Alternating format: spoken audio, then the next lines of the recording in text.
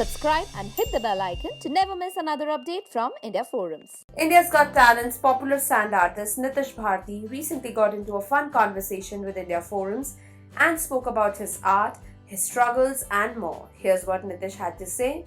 How happy are you to be a part of the top 11? ये जो season है वो अलग सीजन है क्योंकि इसमें 11 परफॉर्मेंस के बाद आप फिनाले तक पहुंचोगे, तो इतना डिफिकल्ट होने के बावजूद भी अगर हम टॉप 11 तक कर पाते हैं तो ये डेफिनेटली बहुत ज़्यादा खुश है और नर्वस भी हूँ बिकॉज आगे का जो सफ़र है वो और ज़्यादा कठिन होने वाला है, तो let's see what happens. How has the journey to top 11 been? How would you define it?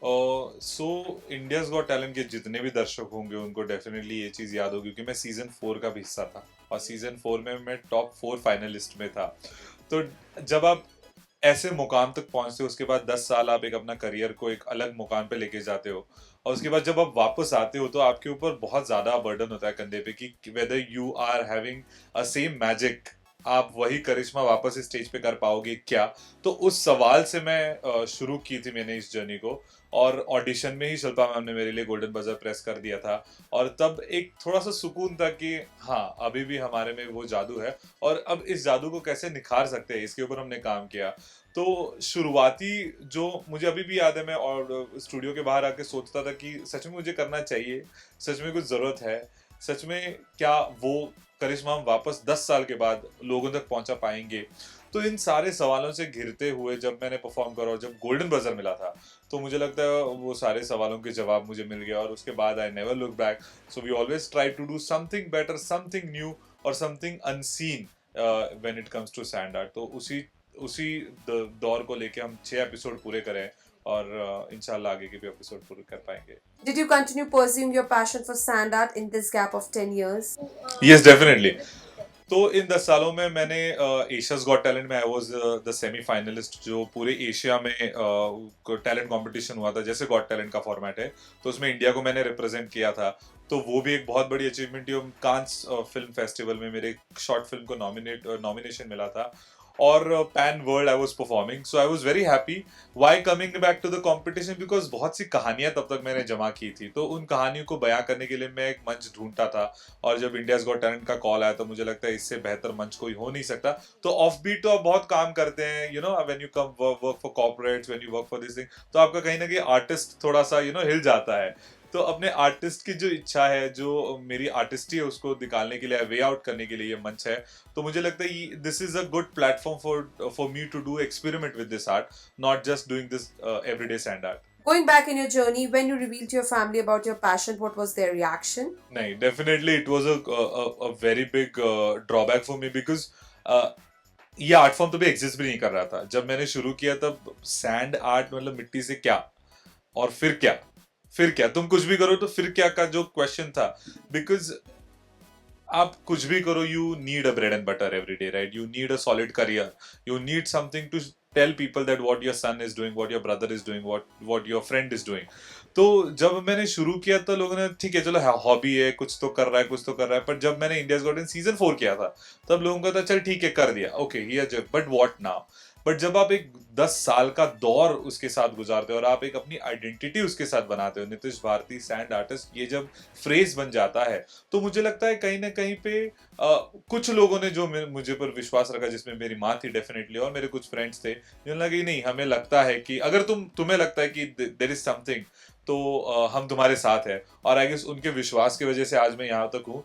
Comments तो बहुत मिले थे कि मिट्टी में खेलना है, फिर क्या होगा, रियलिटी शो. वैसे रियलिटी शो बहुत सारे बदनाम है इस चीज़ के लिए कि आप बस एक थोड़े समय के लिए पॉपुलर हो जाते हो और उसके बाद आप गायब हो जाते हो, उसके बाद आपका करियर नहीं होता. I don't think so this is the real thing. अगर आप एक डेफिनेशन की तरह उस चीज़ को, आई वुड से, अगर आप प्रोफेशन की तरह उस चीज़ को पिरो पाए तो डेफिनेटली आप अपने करियर को आगे लेके जा सकते हो. What message would you like to give to everyone who wants to take up unconventional careers?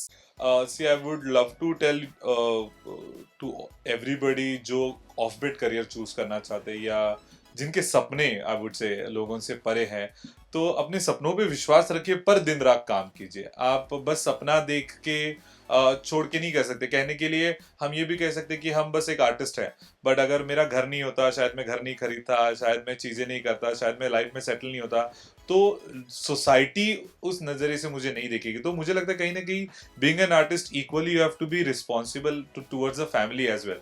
तो दोनों गोल अपने साथ रखिए, और जब आप ये दोनों गोल अचीव करोगे ना, automatically people will get respect for you and you yourself will get respect for you, that आपने कोई गलती नहीं करी थी इस डिसीजन को लेके। और एक बताना चाहूंगा, जितने जल्दी हो सके अपनी एज में, जब आप ऐसे ऑफ बीट करियर चूज करते हो, जितने जल्दी अगर आप शुरुआत करोगे तो आपके पास वो बफर टाइम रहेगा, that if something goes wrong that you at least step back and continue what you are supposed to do. तो बस जल्दी शुरुआत कीजिए, मेहनत कर दीजिए, गोल बहुत क्लियर रखिए, और सोइए नहीं, दिन रात बस लगे पड़िए।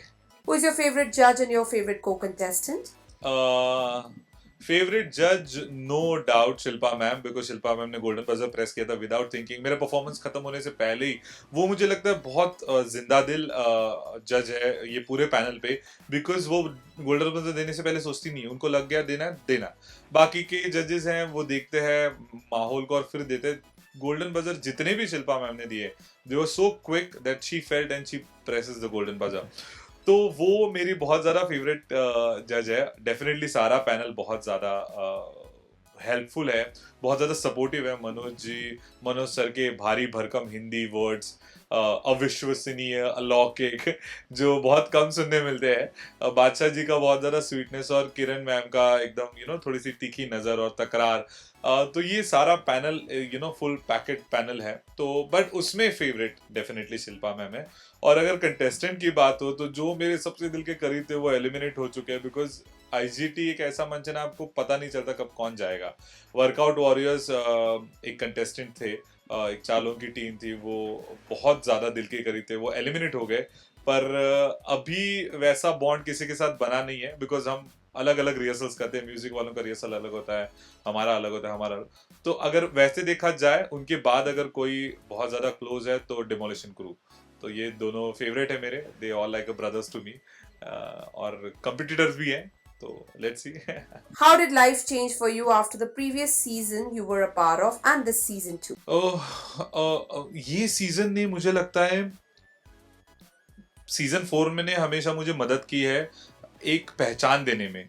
इस सीजन ने सर्टिफिकेट दिया है कि नितिश भारती ये भारत का सर्वश्रेष्ठ सैंड आर्टिस्ट है। तो ये जो 10 साल की जर्नी है, it is not that easy, right? It is very easy to say कि यार 10 साल हो गए, but there are up and downs, there are बहुत से कॉम्पिटिटर्स हो जाते हैं, फिर लोग हमेशा नए की तरफ जाना चाहते हैं, फिर because see when you talk about a profession there definitely there will be a competition. But मैंने जिस तरीके से इस आर्ट फॉर्म को जिया है, मुझे हमेशा लगता है कि आई मेड फॉर दिस, भगवान ने मुझे इसके लिए चुना है। तो हमेशा मैं हर चीज नए तरीके से ट्राई करना चाहता हूँ, but these things you cannot prove to this wider audience। और IGT is a platform जहाँ पे आप एक की कुछ भी चीज करो, आप करोड़ों लोगों तक पहुंच जाते हो।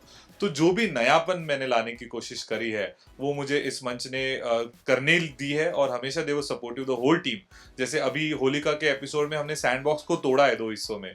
सो ये शायद कोई वर्ल्ड प्लेटफॉर्म में किसी ने सोचा होगा कि सैंडबॉक्स तो बनाते हैं पर तोड़ के उस कहानी को आगे लेके जाना, because that is requirement of the show. तो ये सारे जो छोटे छोटे एक्सपेरिमेंट है टुवर्ड्स द आर्ट, ये मुझे यहाँ पे करने मिले, और ये स्केल बड़ा है। एक जो 4 साल पहले हमने एक बॉक्स के साथ शुरू किया था, आज यहाँ पे 10 बॉक्स है, 12 बॉक्स है, बॉक्स टूट रहे हैं, बॉक्स आगे हो रहे हैं, पीछे जा रहे हैं, गोल घूम रहे हैं। तो ये जो वेरिएशन है मुझे नहीं लगता किसी भी शो पे इसके पहले हुआ हो वर्ल्ड लेवल पे, not even in the India. तो ये एक itself is an achievement that the whole team is able to execute the idea. अच्छा, मेरी लाइफ में तो बहुत ज्यादा चेंजेस है, बिकॉज सीजन 4 के टाइम 10 बाय 10 के स्क्वायर फीट पे चौल में रहने वाला मैं आज एक अच्छे घर में रह रहा हूँ, टचवुड। गाड़ी है, ये है, स्टाफ है, सब है। तो डेफिनेटली एक स्केल से ज्यादा मुझे लगता है कि आर्टिस्ट रहता है, चीजें बदलती है, आजू बाजू की रिस्पेक्ट बढ़ जाता है, बट अंदर का बच्चा वही रहता है। और it is just like living life once again with the challenges. Because इसके पहले 10 साल में सबने मुझे यही बोला, यू आर आउटस्टैंडिंग, बट आज वापस मैं उस मुकाम पे खड़ा हूं कि लोग वापस जज करेंगे, लोग वापस उसको रीडू करेंगे, और यहाँ पे भी जो भी मैं बनाऊंगा, जो भी परफॉर्मेंस कर रहा हूँ, वो लोगों के लिए एक रेफरेंस बन रहा है, जो भी नए लोग हैं। तो मुझे लगता है कि मैं लाइफ में बहुत आगे गया हूँ, but challenges are still same और coming back to on a ground level to everybody, यही बहुत बड़ा challenge हो गया मेरे लिए। Lastly, one message to the audience of India Forums. India forums ने वैसे भी मेरे पे 2-3 आर्टिकल लिख चुके हैं अभी तक सीजन 9 में, तो मैं बहुत ज़्यादा पहले तो शुक्रिया अदा करना चाहता हूँ उन लोगों के लिए, स्पेशली जब उन्होंने ऑडिशन के बारे में, जब मॉम के बारे में मैंने स्टोरी कही थी उसको नोटिस किया था, तो first of all thank you so much India forum for that. और इंडिया फोरम के सारे दर्शकों को मैं बस यही कहना चाहूँगा कि मुझे प्यार दीजिए, इस शो को प्यार दीजिए, इस शो को डेफिनेटली देखते रहिए सैटरडे संडे रात को 8 बजे सोनी टीवी पे। और जो भी मेरे से ऑलरेडी प्यार करते हैं उन सबको धन्यवाद, उनके प्यार की वजह से और उनके आशीर्वादों की वजह से ही मैं इस कंपटीशन टॉप 11 तक आया हूँ। ऐसा ही बरकरार रखिए, प्यार थोड़ा ज़्यादा कर दी तो शायद सीजन 4 नहीं तो सीजन 9 से ही ट्रॉफी लेके जाऊंगा। ट्रॉफी डेफिनेटली उठाने की चाह है, बट 5 परफॉर्मेंस और जाने बाकी है, and that performance will decide who will lift the trophy. तो ऐसा ही प्यार बनाए रखिए, आशीर्वाद बनाए रखिए और देखते रहिए इंडियाज गॉट टैलेंट।